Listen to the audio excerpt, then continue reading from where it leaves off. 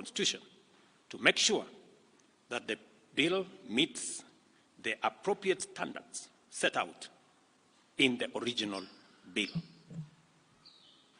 Number 5, while fully respecting the independence of the national justice, law, and order institutions, and pursuant to a commitment to consult and collaborate in leveraging their institutional capabilities in effective, expeditious, and conclusive investigations in respect of all active cases, it is essential for these institutions to provide a time frame to the people of Kenya, because that is what the people of Kenya want, within which proceedings shall be concluded, and the same timelines clearly communicated to the public. Number 6, about 400 billion shillings is spent on tax expenditure every year, especially on VAT refunds, a process that is largely opaque and with limited accountability. Within 90 days, I will be working with Parliament to provide a legislative and regulatory framework to make this process transparent, open, and accountable, with a view to reducing this huge public expenditure and direct savings from this exercise to the productive sectors of our economy. This is going to be a very important exercise of engaging Parliament in consultations with the people as to whether it is right for us to spend 400 billion Kenya shillings every year collected from the people of Kenya to pay a few companies on matters of VAT refund. Number 7, the government will also work with Parliament to tighten legislation to reduce and eliminate imports of goods and products already manufactured in Kenya, so as to promote our value addition, our manufacturing, and industrialization program in our quest to create more jobs, create more opportunities, and create wealth in our nation. We must have a national conversation as to whether we want to be a supermarket for products from other countries, or we want to produce products that we already have manufacturing capacity in Kenya.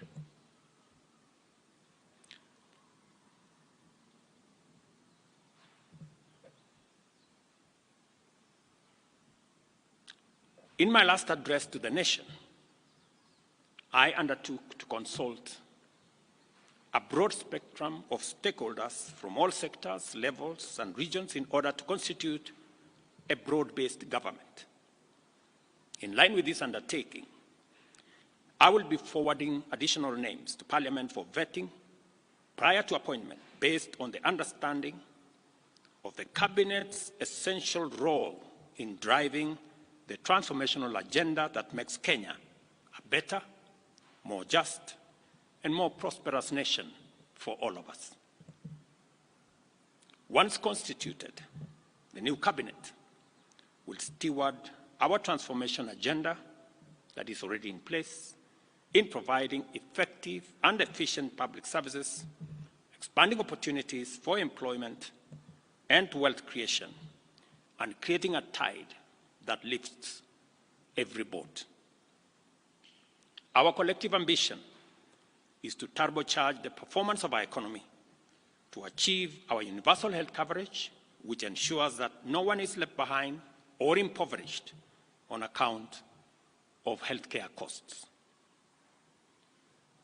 Also offer an equitably funded education system which looks out for learners from vulnerable backgrounds and ensure that Kenyans from all walks of life live in safe and dignified housing through our affordable housing program. Additionally, our transformation agenda commits to provide reliable clean water, last-mile connectivity of electricity, and to secure more business opportunities for enterprises and employment opportunities for our young people, both here at home and abroad. Our explicit aim is to transform Kenya into a middle-income society, and it is essential for us to urgently mobilize adequate resources to fund these necessary programs and projects. Consequently, after extensive consultations, I have nominated the following persons for consideration and approval by the National Assembly for appointment as Cabinet Secretaries. I commend the leadership of diverse organizations, both in public and private sectors, including political parties, for their encouraging response to my outreach to consult on forming a broad-based government. Their willingness to set aside partisan positions and interests in order to join a visionary partnership for the radical transformation of Kenya is a historic gesture of their patriotism. I know and I understand acutely the huge expectation of the people of Kenya on me and this administration. And I equally understand that that responsibility can be made easier if we work together as a nation. And as I said, the opportunity we have to work together across political lines, across different divisions, is much more greater than the challenge and the crisis we have in our hands. I take this opportunity to express my appreciation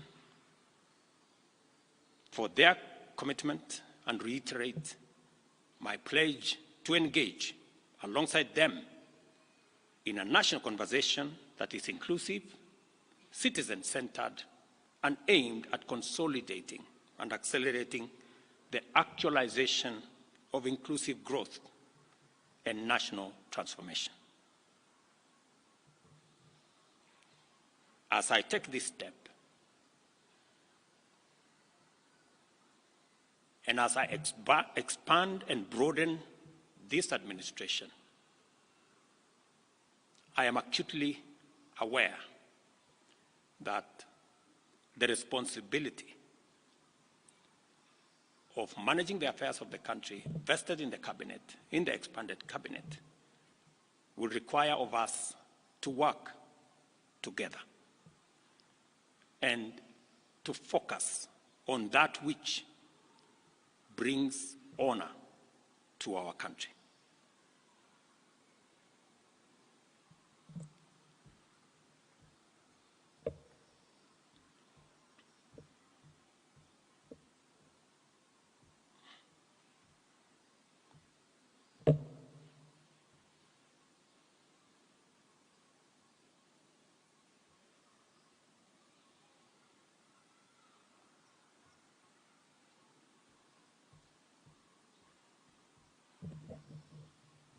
I will shortly give you the list of my nominees.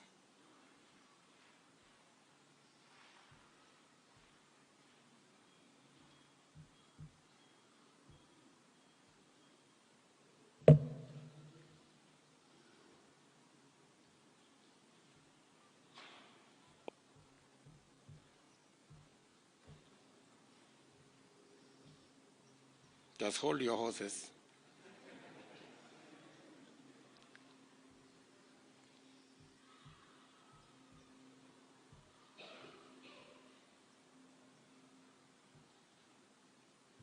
Just hold your horses.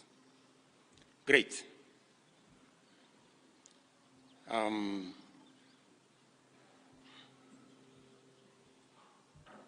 Oops. That's the old list again.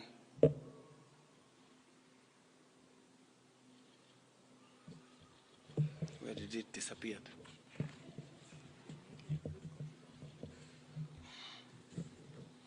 I think this is a problem of making it very confidential and not allowing many people to have a look at it.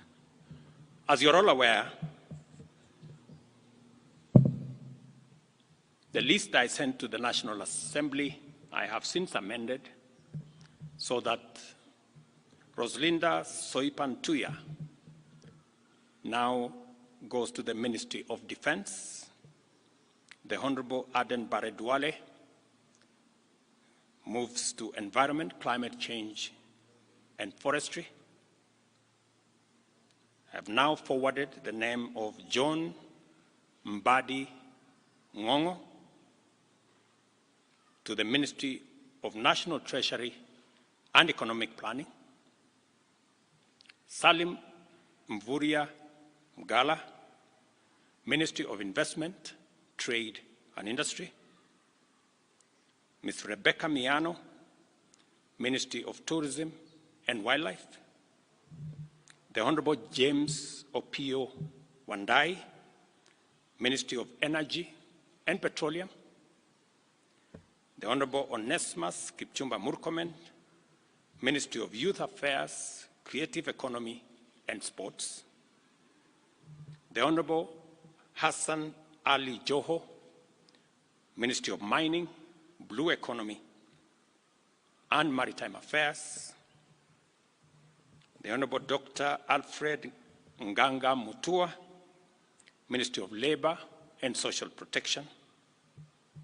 The Honorable Wycliffe Ambetsa Oparanya, Ministry of Cooperatives and Micro, Small and Medium Enterprise Development. The Honorable Justin Bidan Njoka Muturi, Ministry of Public Service and Human Capital Development. Madam Stella Soy Langat, Ministry of Gender, Culture, Arts and Heritage. I am still working on the other pending nominees, and I will be announcing them shortly. Thank you very much. God bless you. God bless our great nation, Kenya. Asanteni sana.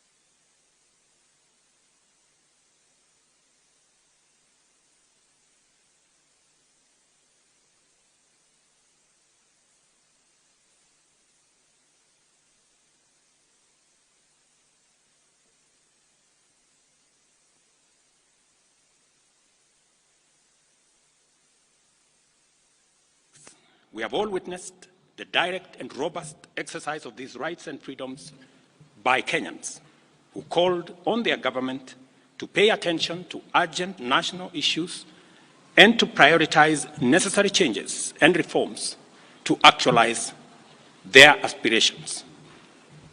It is with deep regret that I have to say that many Kenyans lost their lives and others seriously injured as a result of disturbances occasioned by lawless activity during these protests.